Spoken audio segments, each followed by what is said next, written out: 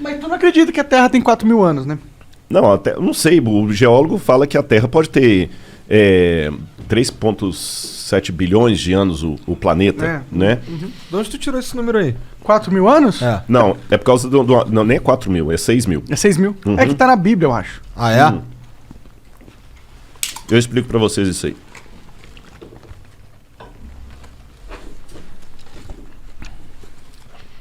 No Gênesis tem a idade dos patriarcas. Tanto fulano viveu tantos anos, tirou fulano, viveu tantos anos. Quando você faz aquela conta da idade dos patriarcas, mas há divergências, porque tem o Gênesis escrito em hebraico, tem uma versão dele para o grego que dá uma diferença nos números ali. Pequena, mas dá. Mas dá em torno de um pouco mais de 6.000 anos, desde aquele período ali até hoje. Números aproximados, tá bom? Aí o que acontece? Então a Terra tem 6.000 anos. Quando você cruza isso com o paleontólogo que fala assim, não, tem milhões de anos, isso que parece uma estupidez, uma tonteria, mas vamos com calma. Em primeiro lugar, a invenção da escrita, se você pegar os primeiros livros que estudaram a invenção da escrita no século XIX, eles falavam que a escrita foi inventada em 5.000 a.C., depois 4.000, 3.800, 6.500. Hoje, na melhor das hipóteses, a invenção da escrita é de 3.100 para cá. Você entendeu? Então, de história escrita mesmo, eu tenho em torno disso aí. Uhum. De história registrada. Escrita registrada. E esquece Bíblia por enquanto, daqui a pouco eu vou na Bíblia. E as manchas na parede. Exatamente. Da caverna. Exatamente. Aí, o que vai daí para trás tem um pouco de especulação. Mas vamos devagar. Deixa eu falar da questão do crente. Teve um bispo chamado Asher, que ele fez as contas dele lá e ele colocou até a data e a hora da criação de Adão. Adão foi criado, acho que no dia 21 de outubro de 4.004 a.C., 3 horas da tarde, de uma sexta-feira. Porra, o cara é foda. Aí muita gente pegou isso e popularizou e tudo mais, mas se você perguntar para o Rodrigo, é impossível saber um negócio desse. É impossível saber. Qualquer datação histórica que passa de 1.400 a.C. para trás, isso eu posso responder como crente ou como descrente. Ela começa a ficar especulativa. Porque quando eu falo para você que a 18ª dinastia foi mais ou menos no século XV a.C., com base em que eu estou falando, você pega as dinastias egípcias, que estão ali, tem a Pedra de Palermo, você tem Heródoto, você tem... E vai cruzando pelos faraós e tem uma ideia mais ou menos. Só que tem muitos buracos. Agora encontraram, em 2016, a tumba de Senebekai, que era uma dinastia inteira que estava perdida. Tem dinastias que foram paralelas. Então a gente, de 1400 a.C. para trás, começa a ficar especulativo para o historiador. Quando eu pego a Suméria, na Mesopotâmia, os caras falavam assim, olha, isso aqui aconteceu no 3º ano do reinado do rei Ibibissim, rei de Ur. Tá, mas o 3º ano do reinado de Ibibissim significa o quê? Eles não tinham um calendário padrão. Então, você fala assim, pô, o Igor já está trabalhando aqui, já tem 2 anos. Então, no 2º ano de trabalho do Igor aqui, tá, mas o 2º ano de trabalho do Igor significa o quê? Quando a gente encontra um tablete cuneiforme com uma informação astronômica, cara, isso é muito bom.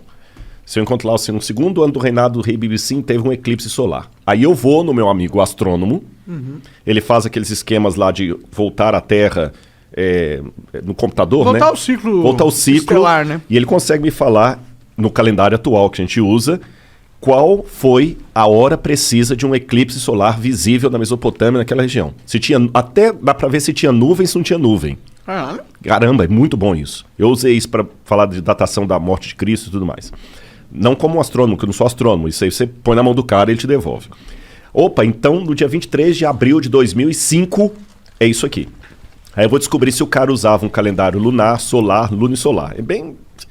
Aí depois que você vai cruzando todos esses dados, lembra quando tinha o CSI que o cara punha na parede a fotografia e ia puxando com os barbantes? Sim. Já fazendo aquele cômputo ali. Então a gente trabalha com algumas evidências, mas certeza histórica absoluta a gente não tem das datações. Sim. Hoje, por essas coisas, a gente chega mais ou menos a 3.100 a.C. O que vai daí para trás é especulativo. Aí o cara olha a parede lá, o desenho rupestre, e já teve o desenho rupestre, só para você ter noção que as datas são altamente especulativas. Sabe a Luzia? Uhum. A Luzia, eu já encontrei umas 4 ou 5 diferentes datações para a Luzia. Tem gente que coloca a presença do homem aqui no Brasil em 25 mil anos atrás. Tem gente que coloca há 45 mil anos atrás. Pô, 25 mil para 45 mil é muita diferença. Entendeu? Quando o homem chegou na América, 250 mil anos atrás, 100 mil anos atrás, um disparate tão grande que você vê que os caras também estão estimando. Agora, se eu trabalhar com a ideia de que Deus pode ter criado e que Adão é uma figura histórica, eu posso ter colocado Adão um pouco antes ali do período do bronze. 4.000 antes de Cristo aproximadamente. E a história que a Bíblia conta vai ser dali para diante. E de Adão para trás? Aí que vem a questão. Daí você tem duas opções. Ou você pode trabalhar como o Teilhard de Chardin, que falava que Adão foi o primeiro exemplar do Homo sapiens sapiens. Ou eu posso trabalhar com a hipótese, e eu posso argumentar isso se vocês quiserem, que a história do Gênesis não é uma lorota, que Deus veio, que se Deus existe, basta para que o milagre aconteça, basta Deus existir e ser todo-poderoso. Ponto. Basta isso. Se ele resolveu criar o homem como a Terra falou, como a Bíblia falou, e eu posso entrar no mérito, mas não parece muito conto da carochinha, um casal de nudistas lá que a cobra falou, blá, blá, eu posso entrar nesse mérito se vocês quiserem. Se Deus criou aquilo ali, a história da Terra pode ter realmente 6 mil anos. Porque não existiu o Pithecanthropus erectus, o Homo ergaster, o Cro-Magnon. Aliás, muitos desses já até saíram da linhagem humana, porque não tem nada de humano. Mas a gente tem ossos, né, dessas evoluções, né? É aí que está o problema. Vou dar um exemplo para você. Eu acho que foi... Então, peraí, você tá falando que você realmente acredita, então, que a Terra tem 6 mil anos? Eu não respondi essa pergunta, desculpa. Biblicamente, fala assim: no princípio criou Deus os céus e a terra. A terra, porém, era sem forma e vazia. Havia trevas sobre a face do abismo e o Espírito de Deus pairava sobre as águas. Então, ali em Gênesis capítulo 1, versículo 1, não fala quando Deus criou a terra. A terra já existia. Num estado sem forma e vazia, inclusive com água. Então, a terra, como estrutura, ela pode ter existido por 4,2 bilhões de anos. E Gênesis está contando quando Deus pegou essa terra sem forma e vazia e meteu nela a luz, fiat lux, haja luz, e a vida. Mas a luz em que sentido? Porque o primeiro verso, Deus disse, haja luz, e houve luz. Mas a luz física? A luz Fótons? física. Que haja fótons? Aí é um pouco especulativo, né? Entendi. Porque no hebraico diz or. Or é luz. Uhum. Agora, o que escreveu o Gênesis ali, na minha opinião, Moisés, ele não tinha essa visão científica que a gente tem hoje, luz, né? Houve luz. E a luz veio e rompeu. Como é que foi aquele esquema ali? Né? A gente não sabe. Mas ali pode estar descrevendo apenas um processo sobre um planeta que já existia há 4 alguma coisa bilhões de anos. Uhum. Eu nem sei se a data é 4,7 bilhões. Também não sei. Eu sei que é muito tempo. Sei que é bilhões. Você está entendendo? Uhum. Então não é incompatível com o texto bíblico a ideia de uma Terra antiga. Por isso que quando você perguntou se a Terra tem 6 mil anos, eu falei, não, deixa eu explicar. A Terra pode ter bilhões de anos. A vida na Terra que veio... Pode ter bilhões de anos Pode também. ter bilhões. Agora, também estou colocando como hipótese, porque eu não estava lá. Ninguém estava lá. Aí né? a gente tem evidências, né? Tem uma maneira um pouco diferente de ver. Embora eu acredite na possibilidade que ela tem 4 bilhões de anos, coloquei aqui, mas eu vou trabalhar também com o que pode estar me ouvindo e falar, não, Rodrigo, eu discordo de você. Tá bom. Biblicamente, vamos trabalhar com hipótese. Você sabe que existem processos de envelhecimento não naturais que podem trazer, numa situação muito rápida, o que num processo natural demoraria tempo. Por exemplo, uma pessoa que está com um câncer terminal, o cara está mal. Eu lembro um cara que eu visitei no hospital que estava com AIDS. Coitado, ele já faleceu há muitos anos lá em Uberlândia. Nossa, foi muito dolorido aqueles últimos dias dele lá. E ele era novo, mas a AIDS envelheceu o cara de tal maneira que ele parecia um velho de muito mais anos do que ele tinha. Uma doença envelhece. Guarda isso aí. Vou dar uma informação geológica. Enquanto a gente está conversando aqui, esse prédio, que tem os estúdios aqui de vocês, ele está entrando em Deteriorização? Deteriorização. Ele está deteriorando. Só que isso é um processo tão lento, que vocês não vão ver. É a fissura, é a trinca, é a erosão, é o decaimento do prédio, a gente não vai ver. Agora, se ninguém der manutenção arquitetônica nesse prédio, quanto tempo ele vai durar? 50 anos? 50 anos, vamos botar 50 anos. Aí se eu passar aqui amanhã na rua e o prédio caiu, e eu vi caído, eu vou falar assim, puxa vida, esse prédio já tem 50 anos que foi construído, por isso que ele caiu, porque o processo de decaimento demora 50 anos. Beleza. Isso é chamado de efeito ordinário em geologia. Mas se houver um terremoto aqui, ou uma explosão de um gás, ele vai cair em 5 segundos. O que demoraria 50 anos num processo ordinário, num processo extraordinário, em 5 segundos. Eu passando aqui, ignorando o processo extraordinário, o que eu vou dizer para você? Esse prédio caiu, tem 50 anos. Não, ele não tem 50 anos, ele foi inaugurado no passado. Impossível. Se ele fosse inaugurado no passado, ele não estaria caído agora. Não, é porque teve um terremoto aqui. Besteira, não teve terremoto aqui nenhum. Mas se teve um terremoto, ele não precisa de 50 anos. Ficou claro isso aí? Vamos para o texto bíblico. São possibilidades, gente. Como eu falei, eu não estava lá. Isso aqui não é uma questão de fé.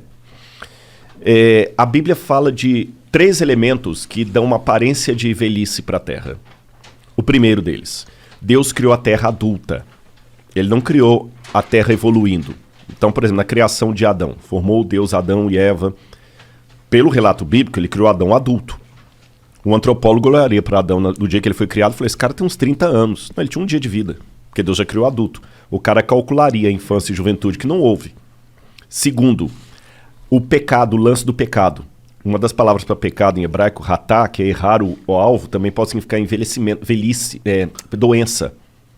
O pecado causou na Terra uma doença que não fazia parte dos planos de Deus. Lembra do meu amigo com AIDS? A comparação é só até aí, gente. Não estou falando que Deus puniu ele, não. Eu estou falando... O pecado envelheceu o mundo. O pecado criou a possibilidade de doenças e por isso que há doenças. Envelheceu o planeta.